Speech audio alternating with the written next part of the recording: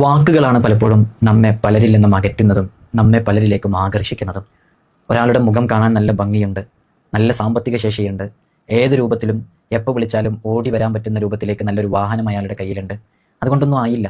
ഏതെങ്കിലും ഒരു വേളയിൽ, ഏതെങ്കിലും ഒരു സാഹചര്യത്തിൽ, എപ്പോഴെങ്കിലും നമ്മുടെ മനസ്സിനെ ഹേർട്ട് ചെയ്യുന്ന രൂപത്തിൽ ഒരു വാക്കെങ്കിലും അയാളുടെ നാക്കിൽ നിന്ന് വന്നിട്ടുണ്ടെങ്കിൽ, ആ സാമ്പത്തിക ശേഷി കൊണ്ടോ ആ വാഹനം കൊണ്ടോ അദ്ദേഹത്തിൻ്റെ ആ സൗന്ദര്യം കൊണ്ടോ ഒന്നും നമ്മളെ അദ്ദേഹത്തിലേക്ക് ആകർഷിക്കുകയില്ല.